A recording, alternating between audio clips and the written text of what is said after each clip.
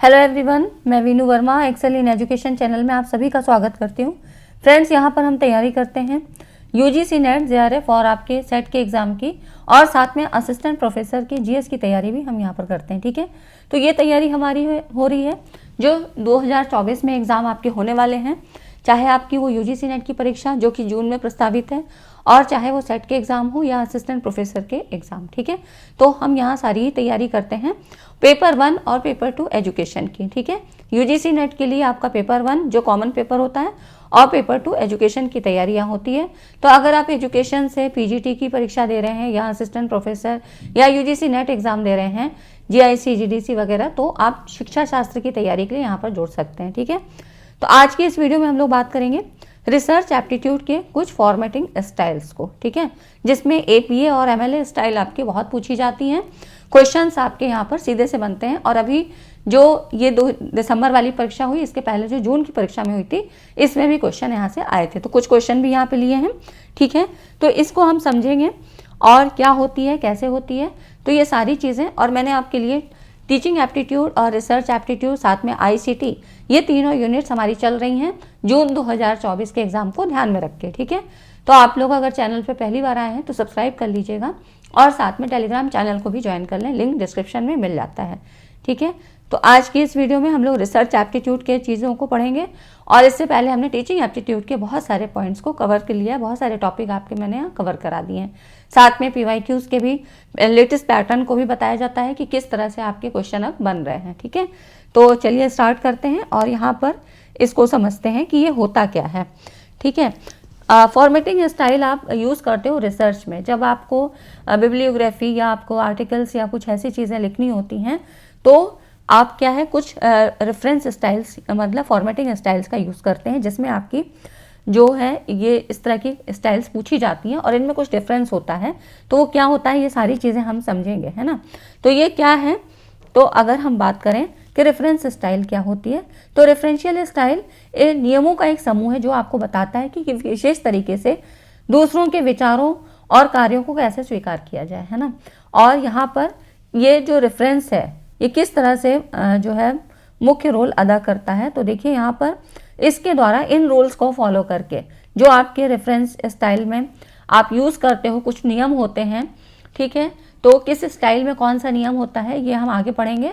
तो इन नियमों का जब आप पालन करते हो तो आपकी एक सक्सेसफुल एकेडमिक राइटिंग बनती है, फिर आप प्लेगरिज्म से बचाव हो सकता है, और साथ में असाइनमेंट और जो है आपका रिसर्च मतलब यहाँ पर आपका तैयार होता है। ठीक है, तो इन सारे रूल्स को फॉलो करने के लिए आप कुछ शैलियों को प्रयोग में लाते हैं।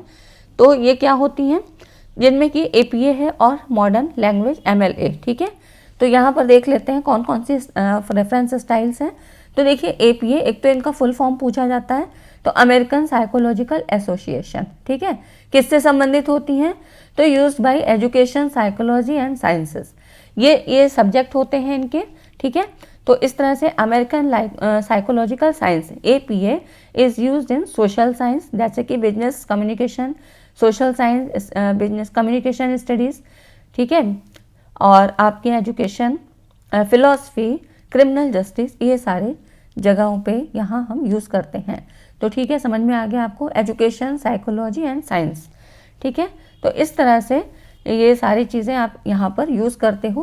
किस स्टाइल को, APA American psychological association. MLA क्या है, modern language association is used by the humanities. ठीक है, तो यहाँ पर जो आपके ह्यूमैनिटीज़ के सब्जेक्ट हैं, जैसे कि लैंग्वेज हो गया, लिटरेचर है, फिलॉसफी, आर्ट, इस तरह के सब्जेक्ट यहाँ पर यूज़ होते हैं ह्यूमैनिटीज़। ठीक है, मानविकी जिसको कहते हैं। तो ये हो गई आपकी modern language association MLA. Chicago या टुरेबियन, तो यहाँ पर देखिए इसको हम यूज़ करते हैं by business, history and fine arts.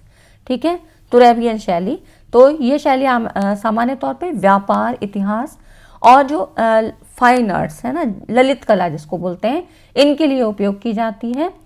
और इस तरह से जो भारतीय राष्ट्रीय ग्रंथ सूची की स्थापना पुस्तक और समाचार पत्र डिलीवरी अधिनियम 1954 के तहत यहाँ पर सार्वजनिक पुस्तकालय कोलकाता द्वारा यहाँ पे की गई थी। ठीक है, तो ये कुछ जो है आपकी स्टाइल्स होती हैं, इनके बस ये सब्जेक्ट्स याद रखने हैं कि आपको किससे कौन सा संबंधित है। जैसे कि एपीए तो एजुकेशन, साइकोलॉजी एंड साइंस वगैरह से संबंधित है ना। तो यहाँ पर एपीए में आपके जैसे कि आ जाते हैं communication studies, business, education, philosophy, criminal justice, ये सारे सब्जेक्ट इसमें आते हैं। और एमएलए की ह्यूमैनिटीज से संबंधित है। यहाँ पर आपके जो सब्जेक्ट होंगे वो हैं आपके जैसे कि लैंग्वेज वाले, जो कि लिटरेचर है, ये सारी चीज़ें यहाँ पर होती हैं, ठीक है। और इसके बाद आता है आपका शिकागो, या इसी को हम टुरेबियन कहते हैं। तो ये business, history and fine arts, ठीक है। तो ये इससे संबंधित हो जाती हैं। ये चीज़ें आपको ये याद रखनी है, स्लाइड पूरी याद रखनी है, ठीक है। उसके बाद यहाँ पर देख लेते हैं एपीए स्टाइल में किस तरह से लिखा जाता है ना। तो यहाँ पर देखिए बात करें तो यहाँ पर जो APA uses an author date citation system for in text citation, तो ऑथर्स का last name and the publication year are included. तो इसमें जो होता है ऑथर्स का लास्ट नेम, जैसे कि आपका नाम है मान लीजिए एपी सिंह, तो जो लास्ट नेम होगा तो ये आपका यहाँ पर इंक्लूडेड होगा और ईयर भी यहाँ पर शामिल होता है, ठीक है। रेफरेंस पेज की बात करें तो comprehensive references page list all sources cited in the paper. तो इस तरह से अंतिम नाम के अनुसार वर्णानुक्रम में सूचीबद्ध किया जाता है। और इसमें एपीए जो पेपर्स होते हैं टिपिकली इंक्लूड है title page, title, author's name, institutional affiliation and author note, ठीक है। ये सारी चीज़ें, तो इसमें जो भी स्टेप्स होते हैं वो मैं आपको आगे बता दूंगी, क्योंकि जो एपीए स्टाइल है वो काफ़ी पूछा जाता है, ठीक है। तो इसके बाद यहाँ पर देख लेते हैं, जैसे एग्जाम्पल है, अगर किसी बुक का आपको रेफरेंस देना है तो कैसे लिखोगे। तो यहाँ पर देखिए ऑथर का नेम हो गया, ठीक है, ईयर ऑफ पब्लिकेशन, है ना। तो इस तरह से लास्ट नेम की बात कह रहा था, तो देखिए J.A. स्मिथ इसका नाम था, तो स्मिथ यहाँ पर पहले लिखा है, फिर नाम है और फिर ईयर भी है, ठीक है। ये चीज़ आपको याद रखनी है। Title of work, the art of writing, इसका नाम हो गया, टाइटल हो गया। कैपिटल लेटर ऑल्सो फॉर सब टाइटल, ठीक है। तो एक कॉम्प्रिहेंसिव गाइड, एकेडमिक प्रेस, इस तरह से पब्लिशर का नाम हो गया। तो कोई बुक है इसका हमको रेफरेंस ऐसे देना है, ठीक है, कि मतलब कोई भी बुक जो इन्होंने पब्लिक की है, तो ये इस तरह से किस ऑथर की है, किस ईयर में है, ऐसे एपीए स्टाइल में इसको इस तरह लिखा जाएगा। तो यहाँ पे ये चीज़ आपको ध्यान देना है कि इसमें जो लास्ट नाम है और आपका ईयर, यहाँ पर दोनों चीज़ें इंक्लूडेड हैं, ठीक है। ये चीज़ हो गया। अगर कोई आर्टिकल है तो वो कैसे लिखा जाएगा, तो यहाँ पे देखिए जॉनसन MB, फिर यहाँ पे ये इसका ईयर हो गया, ये इसका लास्ट नेम हो गया, ईयर हो गया, और फिर impact of climate change on biodiversity, ये टाइटल ऑफ आर्टिकल हो गया, टाइटल ऑफ जर्नल, फिर वॉल्यूम नंबर, ठीक है। तो यहाँ पर देख रहे हैं, यहाँ पर देखिए ये हो गया आपका जो टाइटल हो गया climate change on biodiversity, title of journal environmental science, फिर वॉल्यूम नंबर मतलब इशू नंबर, ये हो गया आपका, ठीक है। और उसके बाद पेज नंबर, फिर यहाँ पर देखिए ये है DOI, ये DOI है, ठीक है। अब DOI क्या है, तो DOI जो है आपका ये इसके बारे में थोड़ा सा हम आगे देख लेते हैं। तो ये हो जाता है आपका डिजिटल ऑब्जेक्ट आइडेंटिफायर। इसको मैंने क्यों लिया है यहाँ पर, क्योंकि इससे संबंधित क्वेश्चन आपका जून 2023 में पूछा गया है, ठीक है। तो इसको याद रखिए, डिजिटल ऑब्जेक्ट आइडेंटिफायर ये एक यूनिक अल्फा न्यूमेरिक स्ट्रिंग है assign to a document usually an article to provide a persistent link to it. मतलब ये जो DOI है, डिजिटल ऑब्जेक्ट आइडेंटिफायर, एक क्या है, अल्फा न्यूमेरिक स्ट्रिंग है जिसमें कि अल्फ़ाबेट्स भी हैं, न्यूमरल्स भी हैं, जो किसी जो है डॉक्यूमेंट को लिंक प्रदान करने के लिए सौंपी जाती है, ठीक है। तो ये DOI हो गया आपका, जो कि यहाँ पर ये दिखाया है आपको, है ना, HTTP और फिर / फिर DOI.org। तो ये जो क्रॉस है ना, यहाँ पे ये कह रहा है कि रिप्लेस, ये जो क्रॉस है, विद द एक्चुअल DOI, यहाँ पर आप एक्चुअल DOI से रिप्लेस कर सकते हो। If a DOI is not available, अगर आपका ये डिजिटल ऑब्जेक्ट आइडेंटिफायर, यहाँ पर डिजिटल ऑब्जेक्ट आइडेंटिफायर अगर नहीं अवेलेबल है तो आप इसको डायरेक्ट URL से भी इसको डायरेक्ट क्लिक कर सकते हो, ठीक है। तो इस तरह से, but it's preferable to include a DOI when possible. तो मतलब DOI आप देंगे तो ज़्यादा प्रेफरेबल होगा, क्योंकि यहाँ से डायरेक्ट लिंक मिल जाता है, ठीक है। तो इस तरह से क्वेश्चन पूछा गया था।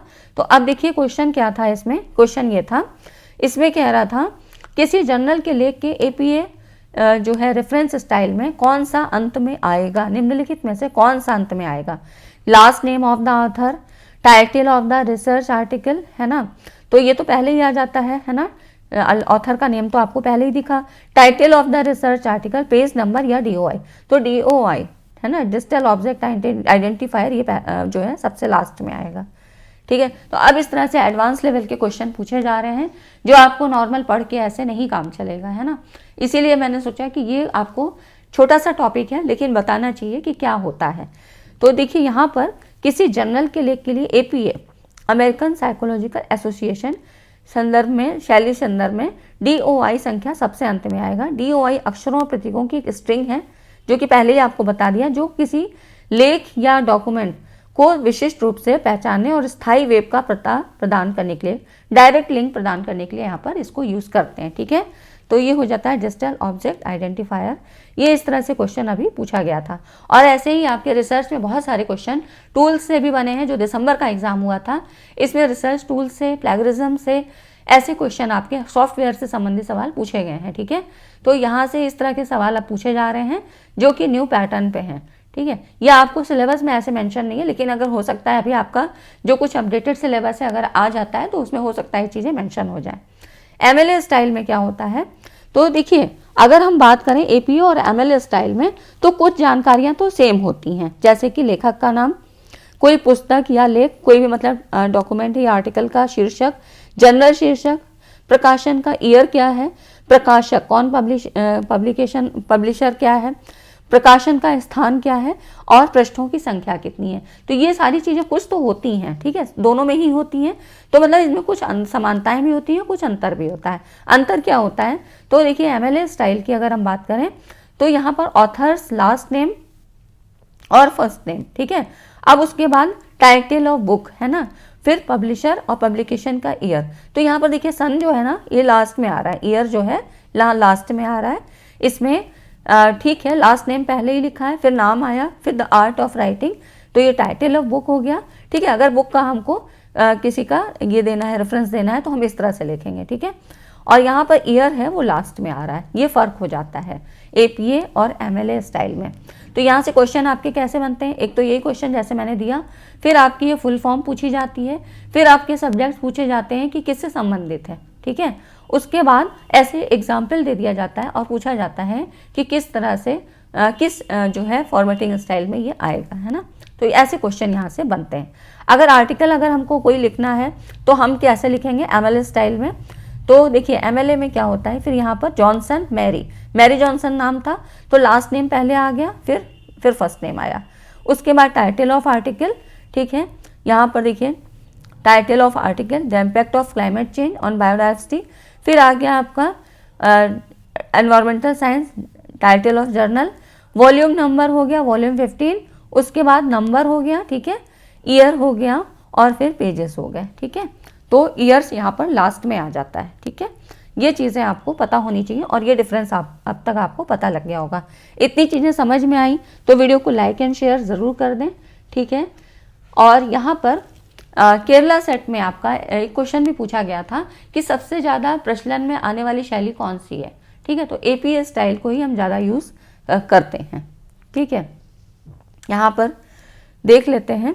तो देखिए अगर डिफरेंस की अगर हम बात करें, इसीलिए APA स्टाइल के सारे स्टेप्स को भी आप लोग देख लीजिएगा कि क्या होते हैं। ठीक है, वैसे तो बहुत सारी चीज़ सिमिलरिटीज़ होती हैं, लेकिन कुछ जो है अंतर, जो APA स्टाइल जो है हम ज़्यादा यूज़ क्यों करते हैं तो उसके कुछ स्टेप्स हैं वो आप देखिएगा, आगे बताते हैं इसके। तो डिफरेंस की अगर बात करें तो देखिए MLA क्या है, यहाँ पर MLA follows the author page format and APA follows the author date format, है ना। तो वहाँ पे ईयर पहले आ रहा था APA में, ठीक है, MLA में क्या था, author page format. After the APA style, तो APA शैल बॉन्डेड टेक्स्ट, लेखक का अंतिम नाम और प्रकाशन का वर्ष कोष्ठक में दिया होता है ना। तो इस तरह से पैरेंथेसिस मतलब लघु कोष्ठक, जिस जो आपका ये ब्रैकेट होता है उसकी बात हो रही है। तो यहाँ पर जो APA स्टाइल की बात कह रहे हैं तो यहाँ पर अंतिम नाम और प्रकाशन का वर्ष कोष्ठक का दिया होता है। MLA में क्या होता है, authors first name and page number are given in parenthesis after the text. ठीक है, तो ये कुछ जो है फ़र्क हो जाता है, डिफरेंस हो जाता है दोनों में। है ना। तो ये इतनी चीज़ें हो गई जो आपकी एपीए और एमएलए स्टाइल में क्वेश्चन से, जिस तरह से क्वेश्चन बनते हैं आपके, उस तरह से यहाँ पर ये चीज़ समझनी ज़रूरी हो जाती है। अगर हम स्टेप्स की बात करें कि एपीए स्टाइल में कौन कौन से स्टेप्स होते हैं, तो देखिए यहाँ पर जो ज़्यादातर यूज़ किए जाते हैं वो हैं, ये मतलब एक फॉर्मेट दिया गया है जो कि स्टूडेंट्स भी यूज़ कर सकते हैं, आपके रिसर्च पेपर में भी ये यूज़ किए जाते हैं। तो देखिए सबसे पहले क्या है, टाइटल पेज हो गया। टाइटल पेज में आप क्या लिखोगे, टाइटल लिखोगे, ऑथर्स नेम एंड एफिलिएशन, किससे संबंध है, रनिंग हेड क्या है, शीर्षक क्या है, मतलब एक्नॉलेजमेंट अगर है तो, ठीक है। उसके बाद एब्स्ट्रैक्ट हो जाता है जिसमें कि आप सार लिखते हो। फिर इंट्रोडक्शन है, इंट्रोडक्शन में क्या होगा, स्टेटमेंट ऑफ प्रॉब्लम, प्रॉब्लम लिखोगे सबसे पहले। फिर क्या होगा, बैकग्राउंड, रिव्यू ऑफ लिटरेचर, है ना, लिटरेचर रिव्यू करते हैं। प्रॉब्लम के बाद हम क्या करते हैं, स्टेप्स ऑफ रिसर्च में मैंने आपको बताया भी है कि सबसे पहले क्या है, प्रॉब्लम को फाइंड आउट करोगे, उसके बाद रिव्यू करते हो, लिटरेचर रिव्यू करते हो। फिर आपको पता लग जाता है कि क्या चीज़ें हुई हैं, क्या नहीं हुई है, किस टॉपिक में क्या चीज़ें कहाँ तक पहुँची है, किस मेथड्स का, कौन से टूल्स का यूज़ किया है, ये सारी चीज़ें। फिर आप हाइपोथेसिस बनाते हो, ठीक है। उसके बाद हो जाता है मेथड, है ना। तो इसी तरह से ये सारे टॉपिक आपको, पूरे पॉइंट्स आपको याद करने हैं, ठीक है। मेथड्स में क्या है, फिर मेथड्स की अगर हम बात करें तो देखिए सब्जेक्ट्स कौन सा है, एपरेटस कौन से उपकरण को यूज़ किया है, अगर रिसर्च डिज़ाइन है कोई तो उसके बारे में बताओगे, फिर प्रोसीजर क्या है, ठीक है। तो ये हो जाता है आपका मेथड्स में, है ना। उसके बाद रिजल्ट आएगा, आपने लिया उसको आप दिखाओगे टेबल ऑफ फिगर्स के द्वारा, या स्टैटिस्टिकल प्रेजेंटेशन अगर कोई है, हाइपोथेसिस टेस्टिंग है या कुछ है तो वो यहाँ आप करके दिखाते हो स्टैटिस्टिकल प्रेजेंटेशन में। फिर डिस्कशन आप बताते हो जिसमें कि सपोर्ट और नॉन सपोर्ट ऑफ हाइपोथेसिस, जिसमें कि आपको नल हाइपोथेसिस बनाते हो, वर्किंग हाइपोथेसिस बनाते हो, है ना। तो ये हो जाता है सपोर्ट और non support. Practical and theoretical application कहाँ पे यूज़ करोगे, व्यवहारिक और सैद्धांतिक। फिर कंक्लूजन, ठीक है, ये हो जाता है रेफरेंसेस। और नेक्स्ट फिर आ जाता है अपेंडिक्स जो लास्ट में आप देते हो, ठीक है। तो ये हो जाती है एपीए स्टाइल में यूज़ होने वाले स्टेप्स, जो अगर कोई आप कोई भी आर्टिकल या कोई भी डॉक्यूमेंट या कुछ भी लिखते हो रिसर्च पेपर, तो उसमें ये सारी चीज़ें, यही स्टेप्स होते हैं और इन्हीं के द्वारा आप जो है लिखते हो, ठीक है। तो इतनी चीज़ें आपको समझ में आ गई। बाकी जब क्वेश्चन हम करते हैं तो और भी चीज़ें समझ में आ जाती हैं कि कैसे क्या चीज़ होनी है, ठीक है फ्रेंड्स।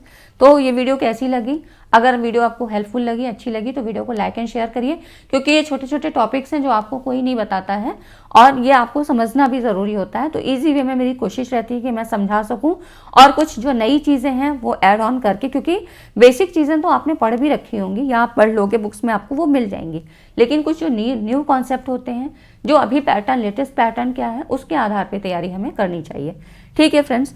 तो वीडियो पसंद आया तो वीडियो को लाइक एंड शेयर करिएगा। मिलते हैं अगली वीडियो में, तब तक के लिए धन्यवाद। Thanks for watching this video.